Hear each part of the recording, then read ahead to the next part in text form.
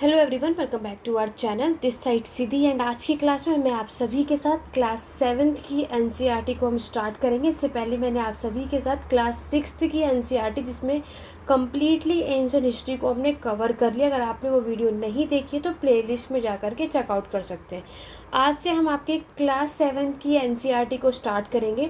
आपके सीटेट के बेस पर सबसे ज़्यादा, या आप किसी भी एग्ज़ाम की प्रिपरेशन कर रहे हो तो उसके लिए आपको हर एक चैप्टर में जो इंपॉर्टेंट फैक्ट्स हैं, जो आपके मैक्सिमम एग्जाम में क्वेश्चंस में पूछे जाते हैं, वो सब कुछ मैं आपको आज की क्लास में करवाने वाली। तो वीडियो के एंड तक बने रहिएगा। और आज से हमारी क्लास 7th की एनसीईआरटी की सीरीज़ स्टार्ट होने वाली है इसी तरीके से, क्योंकि हम सारे जो चैप्टर्स हैं उसको कवर अप करेंगे।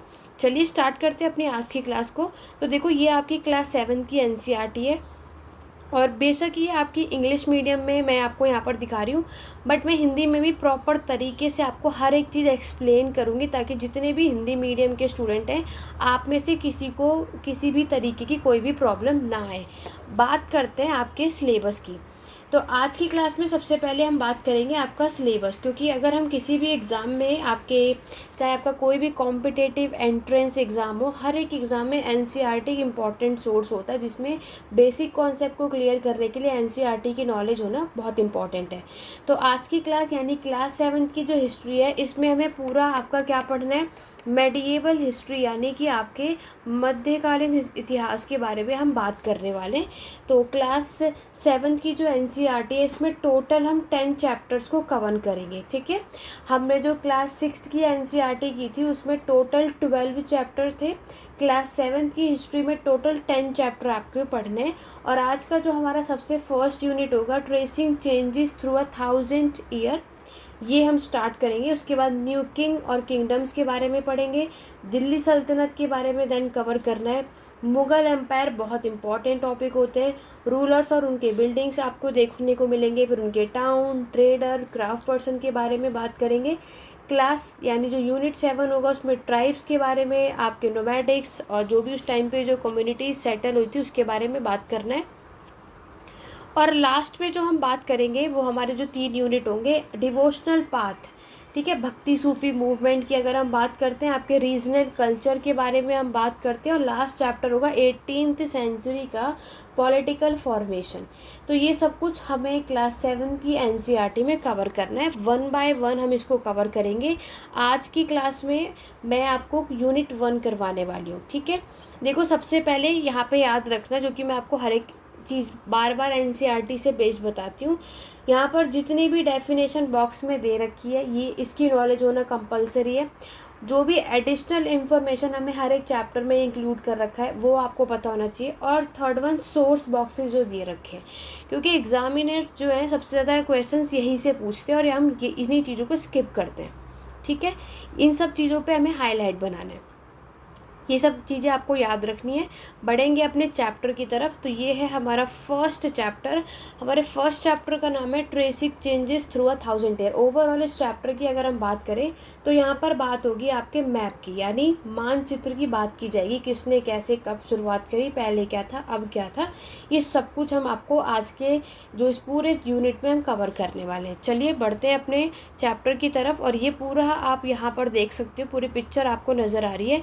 तो इस मैप में आपको बताया जा रहा है क्या कि ये किसने ड्रॉ किया था। आपके एक ज्योग्राफिकर हैं आपके अल इदरसी, याद रखना 12वीं सेंचुरी की बात है ये। अल इदरसी ने ये पूरा जो मैप आपको शो किया ना, लैंड से सी तक का पूरा सब कॉन्टिनेंट, ये मेंशन है। डिटेल में देखेंगे यहाँ पर, जैसे कि मैंने आपको हर एक वीडियो में एक बात बताई थी कि मैंने जितनी भी इंपॉर्टेंट फैक्ट्स हैं यहाँ पर अंडरलाइन और हाईलाइट कर रखा है, तो आप इसको ज़रूर देखना। देखो 1154 की यहाँ पर बात है, ओवरऑल 12th सेंचुरी की यहाँ पे बात की है। हमारे एक अरब के ज्योग्राफिकर हैं अल इदरसी। तो पहले तो आपको इनका नाम याद रखना है। तो यहाँ पर इन्होंने आपकी पूरी चीज़ें डिटेल में बताई है कि इंडियन सब continent from his larger map of the world, यानी हमारे जो पूरे वर्ल्ड में जो हमारे पूरा जो मैप है उसमें इंडियन सब कॉन्टिनेंट को एक बड़ा मैप में पूरा यहाँ पर डिटेल में उन्होंने समझाया है। 70-20 की बात की गई है। इसको बनाया किसने था, एक फ्रांस के कार्टोग्राफर ने। बात करते हैं कार्टोग्राफर का मतलब क्या होता है, तो साइड में आप देख सकते हो कार्टोग्राफर का टर्म आपसे एग्जाम में पूछा जाएगा। तो a person who make map, तो ये वो इंसान होते हैं जो मानचित्र या मैप बनाते हैं, उन्हें कार्टोग्राफर कहते हैं। ठीक है, तो यहाँ पर बताया गया कि दो मैप जो है वो बहुत अलग अलग आपको देखने को मिलते हैं। अल अदरसी का जो मैप आप देखते हो वो south India is where we would expect to find north India and Sri Lanka is the island at the top. इन्होंने यहाँ पर बताया कि इन्होंने अपने मैप में जो प्लेसेस, जो जगहें मेंशन की है वो कौन से उसमें मार्क किया है, अरेबिक, अरबी भाषा में। ठीक है, आगे बढ़ेंगे नेक्स्ट स्लाइड पर। ये पूरा मैप आप देख सकते हो कि पहले हमारे इंडिया का मैप किस तरीके से आपको यहाँ पर नज़र आ रहा है ना। फिर यहाँ पर इन्होंने बताया कि उसके अलावा आप देखोगे कि ये बताते हैं कि हमें कुछ कन्नौज जो है, जो कि आपको पता है उत्तर प्रदेश में, इसको मैप के अंदर किस तरीके से स्पेल किया गया है ये यहाँ पर ये भी आपको देखने को मिलता है। मैप 2 यानी ये जो सेकंड मैप है, क्योंकि देखो ये आपका सेकंड मैप है, फर्स्ट मैप आप यहाँ पर देख सकते हो, दोनों में बहुत फ़र्क है। इसमें तो अरेबिक भाषा में इन्होंने मेंशन किया, ये बात इन्होंने बताई है। और साथ ही साथ अब हम सेकंड मैप की बात कर रहे हैं, जो कि आज देखोगे 600 ईयर के टाइम पर आपके फर्स्ट मैप के बाद। तो यहाँ पर ये आपके time information about the sub continent had change, तो यहाँ पर जो हमारे सब कॉन्टिनेंट थे उनको चेंज जो हुआ है वो सारी बातें बताई हैं। और इस मैप को यूज़ किया है आपके एक यूरोपियन के सेलर मर्चेंट ने, ठीक है, ऑन देयर वेजेस। बहुत बार ये एग्ज़ाम में स्टेटमेंट में आपको मिल जाएगा।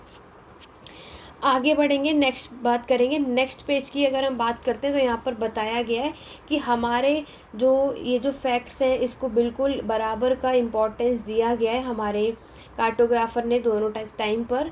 और व्हेन हिस्टोरियन, जब इन इतिहासकारों ने आपके इस डॉक्यूमेंट्स को पढ़ा, मैप को समझा, टेस्ट को देखा, from the past they have to the sensitive to different historical background, तो हमारी जो पास्ट की जो भी इंफॉर्मेशन है, जो अपडेट है, वो सारी बातें हम यहाँ पर देखते हैं।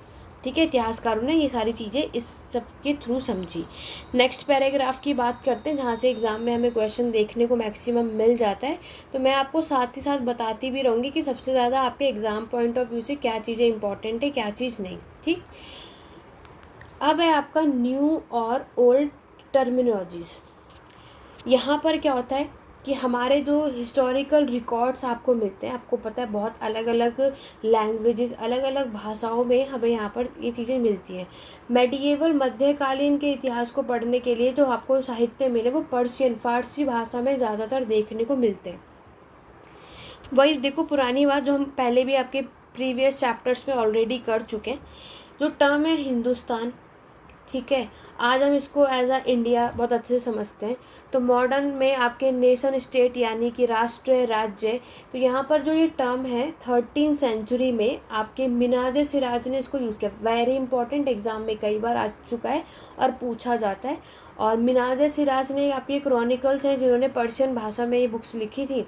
और इन्होंने आपके जो पूरा पंजाब का एरिया है, हरियाणा का जो एरिया है, गंगा और यमुना के बीच की जो लैंड है, उस सब के बारे में यहाँ पर बताइए।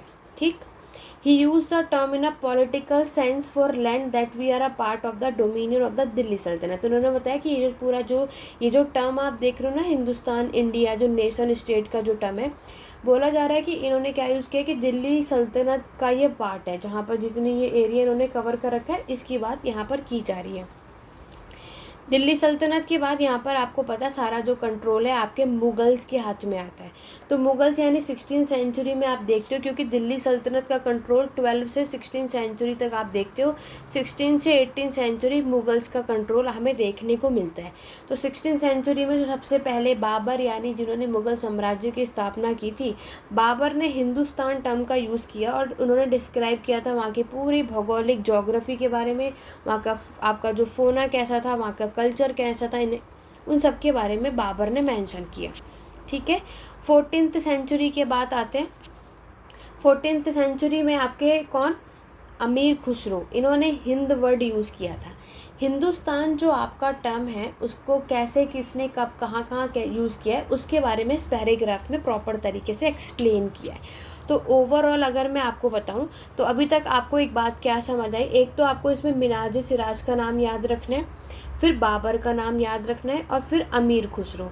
इन तीनों ने अपने किस चीज़ों में हिंदुस्तान, हिंद कैसे इस टर्म का यूज़ किया और उसमें क्या क्या डिस्क्राइब किया है, ये आपको पता होना चाहिए। ठीक है, तो ये जो कंप्लीट पैराग्राफ आप देख रहे हो ये आपके हिंदुस्तान से रिलेटेड है। ठीक है, चलिए क्लियर हो गया, यहाँ तक ये चीज़ें आपको क्लियर होनी चाहिए। बात करते हैं नेक्स्ट पैराग्राफ में। आपको बताया जा रहा है कि ये जो टर्म है आपका फॉरेनर, मेडिएवल पीरियड में फॉरेनर आपको पता है कि एक स्ट्रेंजर होते हैं क्योंकि बाहर से आए हुए पर्सन है। तो इन हिंदी में द टर्म परदेसी, हिंदी में फॉरेनर को जो दिया गया है वर्ड, जो टर्म दिया है वो क्या दिया गया है, परदेसी वर्ड आपको यहाँ पर देखने को मिलता है। और इसको डिस्क्राइब किया गया कैसे पर्सन है, पर्शियन में देखें तो इसे अजनबी बोला गया है। मतलब अगर हम इंग्लिश में देखते हैं तो इंग्लिश में ये वर्ड है आपका फॉरेनर, हिंदी में इन्हें परदेशी बोला गया है और पर्शियन में इन्हें अजनबी बोला गया है। ये चीज़ बताई जा रही है। ठीक है, ये भी इम्पॉर्टेंट है, आपके स्टेटमेंट से रिलेटेड चीज़ें पूछी जाती हैं। अब बात करेंगे आपके नेक्स्ट पैराग्राफ की। नेक्स्ट पैराग्राफ जो है वो है हमारा हिस्टोरियन और उनके सोर्सेज, यानी जो इतिहासकार है और उनके क्या क्या आपको स्रोत यानी सोर्सेज देखने को मिलते हैं उसके बारे में इस पैराग्राफ में बताया जा रहा है। हिस्टोरियन ने आपके अलग अलग यानी डिफरेंट टाइप्स ऑफ सोर्सेज का यूज़ किया। आज जो हम पास्ट के बारे में पढ़ते हैं उसको समझते हैं तो उसमें हम अलग अलग सोर्सेज देखते हैं।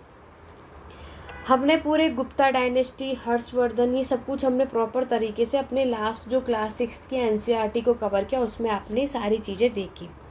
तो उसमें आपने देखा कॉइन्स यानी सिक्के, आपके इंस्क्रिप्शन यानी अभिलेख, आपके आर्किटेक्चर यानी पुरातात्विक और जो टेक्सचुअल रिकॉर्ड्स हैं, इन सब के थ्रू हमें आपके पास्ट के बारे में इस इंफॉर्मेशन हमें यहाँ पर प्रोवाइड होती है। ठीक है, उसके बाद यहाँ पर आपका एक बॉक्स है बट ये इतना इम्पॉर्टेंट नहीं है, बट यहाँ पर इसमें देखो क्या बताया जा रहा है, पेपर की वैल्यू बताई जा रही है। तो बोला जा रहा है कि 13th सेंचुरी के मिड में जो स्कॉलर है wanted to copy a book. ठीक है, तो ये क्या करना चाहते थे, एक बुक को कॉपी करना चाहते थे but he did not have enough paper, but उनके पास इतने पेपर नहीं हुआ करते थे। तो ये क्या करते थे कि जो आपका मैन्युस्क्रिप्ट पांडुलिपि होती थी, he was the writing of a manuscript, he did not want right the paper and used it. सबसे पहले मैंने आपको बताया था कि पांडुलिपि आप देखते हो जो कि हैंड रिटन होता है, सब हाथों से लिए लिखी जाती थी, है ना। ये सब कुछ हम आपके क्लास 6 की जो एनसीईआरटी है वो मैंने ऑलरेडी कवर कर दिया, एनसीईआरटी की प्लेलिस्ट में जा कर के चेकआउट कर सकते हो। तो मैन्युस्क्रिप्ट में मैंने आपको क्या बताया, देखो ये टर्म दोबारा आया और अभी मैंने आपको जो क्वेश्चंस भी कराए उसमें हम ये चीज़ें देखते हैं कि आपके जो मैन्युस्क्रिप्ट हम देखते हैं कि ये आपके क्या किया जाता है, पांडुलिपि को वर कलेक्टेड बाय वेल्दी पीपल। कौन इसको कलेक्ट करता था, जो अमीर लोग होते थे, रूलर राजा जो होते थे, मोनास्ट्री जो मठ के लोग होते थे, मंदिर के लोग होते थे वो। They were placed in libraries and archive. तो ये मैन्युस्क्रिप्ट को कहाँ पर कलेक्ट करके रखा जाता था, या तो वो लाइब्रेरीज में रखते थे या तो आर्चीव में रखते थे। ठीक है, ये जो पांडुलिपि है, ये जो डॉक्यूमेंट्स है, ये हमें बहुत सारी इंफॉर्मेशन डिटेल में प्रोवाइड किया जाता है। Historian but they are also difficult to use, बस वो एक अलग बात थी कि इतिहासकारों को इसको यूज़ करने में थोड़ी बहुत प्रॉब्लम आ रही थी। आगे बढ़ने से पहले आपका जो ये टर्म है आर्चिव, इसका मतलब देख लेते हैं। A place where document and manuscript are stored. तो ये वो जगह होती है जहाँ पर आपकी जो मैन्युस्क्रिप्ट है और जो आपका डॉक्यूमेंट है उसको स्टोर करके रखा जाता है। Today all national and state government have archive. आज के टाइम पर आपका जो राष्ट्रीय और राज्य सरकार है, जो उनकी जो भी सारी चीज़ें हैं वो हम इसी में आर्चिव में आप देखते हो कि वो अपने सारे जो भी रिकॉर्ड्स होते हैं वो इसमें यहाँ पर रखा जाता है। ठीक है, नेक्स्ट पैराग्राफ में बताया जा रहा है कि उस टाइम पर हमें कोई भी प्रिंटिंग प्रेस देखने को नहीं मिलती है, तो स्क्राइब्स जो होते हैं वो आपके मैन्युस्क्रिप्ट से कॉपी करके सारी हाथों से वो सारी चीज़ें लिखते हैं। स्क्राइब वर्ड भी पूछा जाता है आपके एग्ज़ाम में। तो manuscript copy is something similar. तो स्क्राइब क्या करते हैं, आपके मैन्युस्क्रिप्ट को कॉपी करते हैं। They also introduce small changes. तो वो उसमें थोड़ा बहुत बदलाव करते हैं। A word here a sentence there, चाहे वो वर्ड में चाहे वो आपके पूरे सेंटेंस में, उसमें छोटा मोटा आपको देखने को मिलता है कि बदलाव किया जाता है। इस वाले पेंटिंग में आप देख रहे हो ये आपके स्क्राइब है, तो ये पेंटिंग में आप देख रहे हो कि ये आपके मैन्युस्क्रिप्ट पांडुलिपि में से कॉपी कर रहे हैं सारी चीज़ें। और ये जो पेंटिंग है इसमें बताया जा रहा है ये ओनली कितने 10.5 सेंटीमीटर था बाय 7.5 सेंटीमीटर साइज़ में। और बिकॉज बोला जाता है कि ये साइड में छोटा था तो इसे मिनिएचर कहते हो। अब मिनिएचर पेंटिंग में एग्जाम में पूछा जाता है, तो miniature painting was sometime use to illustrate the text of manuscript, ठीक है। ये बहुत ही ज़्यादा ब्यूटीफुल होता था और इसको कलेक्ट करके यहाँ पर देखते हैं और मार्केट में जाके फिर इस मिनिएचर को बेच दिया जाता था। नेक्स्ट पेज पर आता है, नेक्स्ट एनसीईआरटी के पेज पर आप ये देखोगे, आपको एक सुंदर सा इमेज यहाँ पर नज़र आ रहा है। तो इसमें ये क्या कहना चाह रहे हैं, बहुत इंपॉर्टेंट ये फिगर है, एग्जाम में यहाँ से क्वेश्चन आता है। ये different kind of hand writing है। दो अलग अलग के स्लाइड देख रहे हो, दोनों पिक्चर में अलग अलग हैंड राइटिंग मिलेगी आपको। एक में पर्शियन है और एक में अरेबिक, फारसी और अरबी भाषा है, जो कि डिफ़िकल्ट होता है। तो ये आपके एग्जाम में नास्तालिक स्टाइल पूछा जाता है। ये जो आप ये लेफ्ट साइड में देख रहे हो ना, ये कौन सी है आपकी, नास्तालिक, एग्ज़ाम में पूछा जाता है। तो ये आपकी कर्सिव राइटिंग होती है, जो कि हम बहुत ईजिली से पढ़ी जा सकती है, एग्ज़ाम में पूछा जाता है आपसे, ठीक है। तो ये इजी टू अंडरस्टैंड होता है और इजीली से हम इसको पढ़ सकते हैं, और कर्सिव राइटिंग होती है। और जो राइट हैंड साइड पर देखो, इसे सिखास्ते बोलते हैं, ये बहुत डेंसर होता है, उसको डिफ़िकल्ट होता है ये पढ़ना। तो ये दोनों टर्म याद रखना आपके एग्ज़ाम पॉइंट ऑफ व्यू से, आपके एग्ज़ाम में ये दोनों टर्म आपको मिलेंगे और ये दोनों ही आपके हैंड राइटिंग के पार्ट हैं, ठीक है। चलिए आगे बढ़े। यहाँ पर नेक्स्ट इनके साइड में या पैराग्राफ देखोगे और इसमें आपको बताया जा रहा है कि यहाँ पर अगर हम बात करते हैं आपके 14th सेंचुरी के, तो जियाउद्दीन बर्नी ने आपके क्रॉनिकल लिखे थे। उन्होंने फर्स्ट जो क्रॉनिकल लिखा था 1356 में लिखा था, और उनके जो बाकी के वर्जन हमें देखने को मिलते हैं वो उसके 2 साल बाद आपको देखने को मिलते हैं, ठीक है। देखो यहाँ पर अगर हम बात करें तो इन्होंने लाइक इनकी क्रॉनिकल आपकी कौन सी आपको देखने को मिलती है, तो याद रखना वो है आपके तारीख़ फ़िरोज़ शाही, ठीक है। तारीख़ फ़िरोज़ शाही इसमें मेंशन नहीं है, मैं आपको ऐसे ही बता रही हूँ। तारीख़ फ़िरोज़ शाही जियाउद्दीन बर्नी ने लिखी है आपकी 1356 में। मेडिएवल टाइम की बात करते हैं, और क्योंकि इन्होंने यही चीज़ें यहाँ पर, और तारीख़ फ़िरोज़ शाही के अलावा अगर जो आपको याद रखना है, एक और बुक इन्होंने लिखी थी, वो आपके फ़तवे जहांगीरी, एग्ज़ाम में पूछा जाता है कई बार। तो ये जियाउद्दीन बर्नी ने यहाँ पर लिखा था। तो तारीख़ फ़िरोज़ शाही में बिल्कुल दिल्ली सल्तनत में जो फ़िरोज़ शाह तुगलक का जितना भी सेटअप था, वो सारी बातें इन्होंने इस बुक में मेंशन करी है। फ़तवे जहांगीरी की अगर हम बात करें तो यहाँ पर जो मुस्लिम रूलर की जो पॉलिटिकल आइडियाज़ थे, वो सारी बातें इन्होंने फ़तवे जहांगीरी में मेंशन की है। क्लियर हो गया। और ये बुक आपकी 1356 में पब्लिश हुई थी। आगे बढ़ेंगे। नेक्स्ट पैराग्राफ में बात की जा रही है new social and political group, आपका नया समाज और राजनीतिक का जो पूरा समूह है उसके बारे में बात किया जा रहा है। यहाँ पर जो टाइम पीरियड है 700 से 1750 का टाइम है। यहाँ पर जो हमारे इतिहासकारों के लिए एक बड़ा सा चैलेंज हमें देखने को मिलता है, ठीक है। और यहाँ पर जो अब टेक्नोलॉजी आती है, क्योंकि मेडिएवल टाइम में मैंने आपको बताया जो भी चीज़ें आपको देखने को मिलती है वो पर्शियन लैंग्वेज में, ठीक है। अब आगे देखो, पर्शियन व्हील। पर्शियन व्हील आपके इरिगेशन के पर्पज़ के लिए यूज़ होता था। स्पिनिंग व्हील का आपका वीविंग के लिए यूज़ होता था। फायर आर्म्स इन कॉम्बैट, याद रखना इंपॉर्टेंट है। New foods and beverages arrive in the sub continent, तो नए जितने भी फूड और बेवरेजेस आपके देखने को मिलते हैं वो पहुंचाए जाते थे, like potatoes, corn, chillies, T, coffee. और नई नई टेक्नोलॉजी का इनोवेशन आपको मिलता है, ठीक है। धीरे धीरे ये चीज़ें हुई, तो यहाँ पर हम देखते हैं कि हमारा इकोनॉमिक, पॉलिटिकल, सोशल और कल्चर, यानी कि आपके आर्थिक, सामाजिक, राजनीतिक और संस्कृति में बदलाव हुआ जस्ट बिकॉज ऑफ टेक्नोलॉजी, ठीक है। यह बात आप भी समझ सकते हो कि अगर टेक्नोलॉजी आती है तो उससे अकॉर्डिंगली क्या होता है, बदलाव भी हमें देखने को मिलता है। नेक्स्ट जो हमारा पैराग्राफ है, इस पैराग्राफ में राजपूत के बारे में बात की जा रही है। राजपूत का जो टर्म है, इसको हम राजपुत्र से आया। राजपूत मतलब राजपुत्र, राजा का जो बेटा है, सन ऑफ अ रूलर, ये भी इंपॉर्टेंट है, याद रखना। 8 से 14 सेंचुरी के टाइम पर ये टर्म आप देखोगे। और जो ये राजपूत हुआ करते थे, ये आपके वॉरियर यानी क्षत्रिय हुआ करते हैं, ठीक है। कौन सी क्लास से, क्षत्रिय से आप में देखोगे। Who claim Kshatriya caste status, इनकी जो ब्राह्मण, क्षत्रिय, वैश्य, शूद्र में जो राजपूत होते हैं वो क्षत्रिय में आते हैं, ठीक है। द टर्म तो उससे पहले पर्शियन व्हील देख लो, कुछ इस तरीके का नज़र आता है, जो कि इरिगेशन पर्पज से यूज़ किया जाता था। तो ये जो टर्म है इस टाइम पर ये चीज़ यूज़ की गई। और यहाँ पर जो आपकी और भी ग्रुप्स हमें देखने को मिलते हैं, लाइक आपके मराठा, सिख, जाट, अहोम, है ना, कैस्ता। तो ये सारे कास्ट और भी हमारे सोसाइटी में रहते हैं। नेक्स्ट जो आप वर्ड देख रहे हो, हैबिटेट। हैबिटेट का मतलब क्या होता है? Refer to the environment of a region and the social and eco lifestyle of its resident. तो यहाँ पर क्या होता है कि कभी भी हम कहीं भी रहते हैं तो उसके एनवायरनमेंट जो आपका पर्यावरण होता है ना, उसके अकॉर्डिंगली हम चीज़ें देख, तो उसके अकॉर्डिंगली हमारी सोशल इकोनॉमिक लाइफस्टाइल कैसी है वो बात यहाँ पर बोली जा रही है। तो यहाँ पर आपको भी पता है कि हमारे स्टार्टिंग में क्या था कि हमारे जंगलों को साफ़ करके उसको खेती के योग्य उस ज़मीन, उस भूमि को बनाया गया था, और फिर लोगों ने उसके अकॉर्डिंगली यहाँ पर वो सेटल हुए। ये मैंने चीज़ें आपको बताई। फिर जो किसान हैं उन्होंने लैंड को टिल करना स्टार्ट कर दिया था।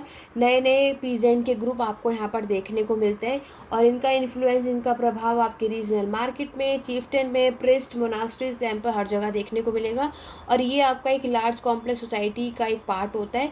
ये लोग आपके टैक्स भी पे करते थे, ठीक है, और आपके गुड्स एंड सर्विसेज भी प्रोवाइड करते थे। ये चीज़ आपको बताना है। यहाँ पर ये सबसे ज़्यादा लैंड आपकी प्रोडक्टिव होती थी, और यहाँ पर ये लोग कैटल्स को भी रखा करते थे। ये बात यहाँ पर बताई जा रही है। ऐसा बोला जाता है कि इन लोगों की जो सोसाइटी में रैंक होती है वो क्या होती है? परमानेंट, यानी कि फिक्स नहीं होती थी, ठीक है। ये चीज़ यहाँ मेंशन है। जाति जो वर्ड है, इनके खुद के जो जाति frame their own rules and regulation to manage the conduct of their members. तो इनके क्या खुद के रूल्स रेगुलेशन आप देखते हो। और जाति मतलब ये जाति पंचायत की बात कर रहे हैं, तो पंचायत में क्या होता है कि इनके खुद के रूल्स और रेगुलेशन होते हैं, और इसमें कौन से आपके सारे इस असेंबली में बड़े लोग यहाँ पर बैठते थे जो सारी चीज़ें यहाँ डिस्कस करते थे, ठीक है। ये सारी बातें आपकी इसमें मेंशन की गई हैं। आगे बढ़ेंगे नेक्स्ट पैराग्राफ की। नेक्स्ट पैराग्राफ जो है वो रीजन और एम्पायर के बारे में बात की गई है। तो सबसे जो बड़ा स्टेट था, लाइक हमारे चोल डायनेस्टी, तुगलक डायनेस्टी और मुगल्स, इनकी बात की गई है। इन सभी के टाइम पर बताया क्या जा रहा है कि हमें संस्कृत में प्रशस्ति देखने को मिलता है। मैंने आपको जो हमारी क्लास 6 की एनसीईआरटी बताया, तो प्रशस्ति मतलब प्रशंसा करना होता है, जो कि संस्कृत में आपको देखने को मिली। दिल्ली सल्तनत में भी गयासुद्दीन बलबन के प्रशस्ति हमें यहाँ पर मिलता है। इनका टाइम पीरियड, इतने समय तक इन्होंने रूल किया था, और ये सब इनके समय पर एक वास्ट एम्पायर, एक बड़ा साम्राज्य आपको देखने को मिलता है। और कहा जाता है कि बलबन के टाइम पर इनका जो साम्राज्य है इन्होंने कहाँ तक फैलाया, स्ट्रेच किया था, आपके बंगाल में, ईस्ट के गजनी में, और अफगानिस्तान वेस्ट में, और इंक्लूडिंग और द आपको साउथ इंडिया का जितना पार्ट है हर जगह। पीपल ऑफ डिफरेंट रीजन, आपके हर जगह से, आंध्र, केरल, कर्नाटक, महाराष्ट्र, गुजरात, हर जगह से लोग आपको देखने को मिलते हैं, ठीक है। और नेक्स्ट यहाँ पे मैप थर्ड देखो। इस मैप थर्ड में बताया गया है कि हमारे मोहम्मद बिन तुगलक, जो कि दिल्ली सल्तनत की थर्ड डायनेस्टी है, reason according to the Egyptian source मलिक अल अफसर फी मालिक एल अमसर ऑफ शिहाबुद्दीन उमारी। ये पूरा प्रोविंस बताया जा रहा है कि मोहम्मद बिन तुगलक के टाइम पर आपको कहाँ कहाँ पर इनका पूरा प्रांत देखने को मिलता है, ठीक है। ये इम्पॉर्टेंट चीज़ थी। अब एक बॉक्स आप देखोगे, बहुत इम्पॉर्टेंट है, अमीर खुसरो की बात की जा रही है। तो 1318 की बात है, अमीर खुसरो के बारे में बात की जा रही है कि डिफरेंट लैंग्वेज आप देखोगे, सिंधी, लाहौरी, कश्मीरी, ठीक है, ये सारी जो आप देख रहे हो, तेलंगानी जो कि आंध्र प्रदेश में बोली जाती है, गुजारी आपकी गुजरात में, तमिलनाडु में कौन सी भाषा, गौरी बंगाल में, अवधी ईस्टर्न उत्तर प्रदेश का है, हिंदी भी आपके अराउंड दिल्ली का है। तो ये मैच दी फॉलोइंग के थ्रू पूछे जा सकते हैं कौन सी चीज़ कहाँ पे, तो याद रखना। और एक चीज़ आपसे पूछी जाती है कि अमीर खुसरो ने आपको जो चीज़ें कोई भी बताई है, वो ये पोएट भी तो संस्कृत भाषा में उन्होंने लिखा, और उन्होंने बोला common people do not know it, only the Brahmins do. तो ये यहाँ पर कहना चाह रहे हैं कि संस्कृत भाषा जो है ये आम आदमी नहीं पढ़ सकते थे, इसकी नॉलेज और इसकी समझ सिर्फ और सिर्फ आपके ब्राह्मण्स को हुआ करती थी। ये सारी बातें इन्होंने यहाँ मेंशन किया इस वाले बॉक्स में। क्लियर हुआ? चलिए आगे बढ़ेंगे। बात की जा रही है कि यहाँ पर जब आपके 700 का टाइम था तो बहुत सारे रीजन्स आपको देखने को मिलते हैं। वही आपकी Chola dynasty, Khilji dynasty, Tughlaq dynasty, आपके मुगल्स, ये सारी डायनेस्टी में हम देखते हैं कि इन लोगों ने अपना साम्राज्य यहाँ पर बिल्ड किया था, ठीक है। ये इस वाले पैराग्राफ में सिर्फ इतनी ही चीज़ें इंपॉर्टेंट हैं। नेक्स्ट पैराग्राफ में बताया जा रहा है मुगल साम्राज्य की बात। मुगल साम्राज्य जो है बताया जा रहा है कि ये आपके 18th सेंचुरी में इसका पतन हो गया था, इसका डिक्लाइन हो गया था, जो कि मैंने आपको बताया ही। फिर वापस से यहाँ पर क्या होता है कि हमारे कुछ और रीजनल स्टेट जो है वो रीएमर्जेंस होता है। देखो जिसके अंदर आपके हैदराबाद, अवध, है ना, सिख, ये सारे लोग स्टेट होते हैं जिन्होंने अपने को इंडिपेंडेंट डिक्लेयर किया था और अपना खुद के यहाँ पर ये चीज़ें बनाई थी, इसकी बात की जा रही इस पैराग्राफ में। बॉक्सेस में कुछ खास इंपॉर्टेंट है नहीं। आगे बढ़ेंगे, ओल्ड और न्यू रिलीजन, यानी पुराना और आपका नए धर्म की यहाँ पर बात की जा रही है। देखो अब अगर हम इसकी बात करते हैं, आपके धर्म से रिलेटेड यहाँ पर बात किया जा रहा है, तो आप यहाँ पर देखो इस टाइम पर ये चीज़ बताई जा रही है कि वर्शिप की जाती थी यहाँ पर, ठीक है। आपके लोग उस टाइम जो है वो पूजा करते थे आपके देवी देवताओं की। उससे रिलेटेड इन लोगों ने आपके टेम्पल यानी मंदिर को कंस्ट्रक्ट करवाया था, बनवाया था। और इसमें सबसे ज़्यादा इम्पोर्टेंस आपको ब्राह्मण्स को दी गई, जो आपके पृष्ठ थे इनको दी गई थी। अभी मैंने आपको बताया क्यों, क्योंकि यहाँ पर जो संस्कृत की जो नॉलेज है ये सिर्फ आपके ब्राह्मण्स को हुआ करती थी। इसी वजह से ब्राह्मण्स को सोसाइटी में सबसे ज़्यादा रिस्पेक्ट मिलती थी। ये चीज़ आपको बताना है, ठीक है। तो आपका जो एक टर्म है पेट्रॉन्स, इसका मतलब देख लेते हैं, साइड में ही मेंशन है। An influential wealthy individual who support another person, an artist, craft person, learn man, noble. तो ये एक ऐसे वेल्दी इंडिविजुअल पर्सन होते हैं जो आपके सपोर्ट करते हैं और दूसरे लोगों को। आप उसमें क्राफ्ट पर्सन भी आ सकते हैं, लर्न मैन भी आ सकते हैं, नॉबल मैन भी आ सकते हैं, ठीक है। ये इस टर्म का मतलब आप देखते हो।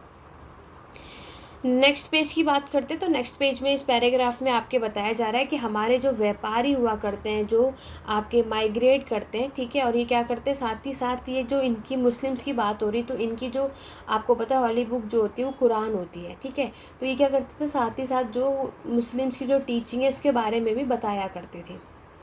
तो कुरान के बारे में आपको पता है, जो कि इनकी हॉली बुक थी, और ये इनके जो गॉड होते हैं वो अल्लाह होते हैं, और ये बिलीव इन वन गॉड, ये बात आप भी जानते हो। नेक्स्ट पैराग्राफ में बताया जा रहा है कि ये आपके किसके पैट्रोन करते थे, आपके इस्लाम के उलेमा। आप देखोगे तो यहाँ पर लाइक हिंदुज़म की बात करते हैं, आपका इस्लाम अगर हम बात करते हैं, मुस्लिम्स में भी सिया और सुन्नी दो तरीके के मुस्लिम्स होते हैं, एग्ज़ाम में पूछा जाता है। तो देखो सिया सुन्नी, और ये है दो, है ना, सिया और सुन्नी दो तरीके के मुस्लिम होते हैं। सिया मुस्लिम है जो कि who believe that the prophet Muhammad के जो सन इन लॉ थे ना अली, ये 4 खलीफा थे, चौथे नंबर के खलीफा थे, ये इसमें बिलीव करते थे। लेकिन जो सुन्नी मुस्लिम्स होते थे उन्होंने आपके जो खलीफा के जो लीडर्स हैं ना उनकी अथॉरिटी को एक्सेप्ट किया था, ठीक है। तो यहाँ पर आपसे एग्ज़ाम में स्कूल ऑफ लॉ भी पूछा जाता है, आपसे पूछेंगे हनफी और साफ़ी जो है इंडिया में हमें देखने को मिलता है, ये क्या है, तो ये आपका स्कूल ऑफ लॉ है, ठीक है। School of law very important. मैंने जितनी चीज़ें इस पैराग्राफ में हाईलाइट कर रखी हैं इन सभी के बारे में आपको नॉलेज होनी चाहिए, क्योंकि आपको पता है एग्ज़ाम में वन वर्ड के अलावा स्टेटमेंट से बेस भी क्वेश्चन आते हैं। नेक्स्ट पैराग्राफ में thinking about time and historical period. तो यहाँ पर देखो आपको पता है कि हमारे पूरे यहाँ पर हिस्ट्री को हम पढ़ते हैं, जेम्स मिल ने आपने नाम सुना होगा, जिन्होंने हमारे हिस्ट्री यानी इतिहास को 3 पार्ट में डिवाइड किया। सबसे पहले उन्होंने डिवाइड किया था वो हिंदू, मुस्लिम्स और आपके ब्रिटिश में डिवाइड किया, लेकिन बाद में ये चेंज होकर आपका एंशिएंट, मेडिएवल और मॉडर्न यानी प्राचीन, मध्यकालीन और आधुनिक इतिहास में आज हम पूरे अपने हिस्ट्री इतिहास को कवर करते हैं। तो ये जो चीज़ें मैंने आपको बताई इसको आप पीरियडाइजेशन के नाम से जानते हो, ठीक है। और हम पूरे अर्ली सोसाइटी में आपने देखा कि हंटर गैदरर, शिकारी संग्रहण, आपके जो फार्मर्स हैं यानी जब कृषि की शुरुआत हुई, फिर धीरे धीरे लोग आपके टाउन में रहने लगे, यानी आपके जो नवपाषाण काल की शुरुआत होती है, हड़प्पन की सभ्यता बनती है, और उसके बाद आपका एम्पायर बनता है। किंगडम मतलब आपके साम्राज्य की बात की जा रही है, ठीक है। तो एम्पायर जो हमारा बनता है उसमें ये सारी सीक्वेंस जो मैंने आपको इसकी पहले वाली जो सीरीज़ थी उसमें मैंने आपको बताया था कि हमारे एंशिएंट हिस्ट्री के टाइम पर क्या होता है, कभी भी शुरुआत होती है तो एक वो टाइम था कि हमारे नियोलिथिक नवपाषाण काल के समय पर आपकी सोसाइटी डेवलप हुई थी, और धीरे धीरे फिर आपकी सभ्यताएँ बनी और सभ्यताएँ से आपका साम्राज्य बना। ये सब हम क्लास 6 की प्लेलिस्ट में डिस्कस कर चुके हैं, उन वीडियोज़ को देखोगे तो बहुत अच्छे से क्लियर हो जाएगा, और जिन्होंने देख लिया उन्हें ऑलरेडी क्लियर होगा। इस पैराग्राफ में बताया जा रहा है कि 16 से 18th सेंचुरी का जो समय बहुत कुछ ज़्यादा डिफरेंट नहीं था 8 से 11 सेंचुरी के कंपैरिजन में, ये सारी बातें यहाँ पे बताई जा रही है, ठीक है।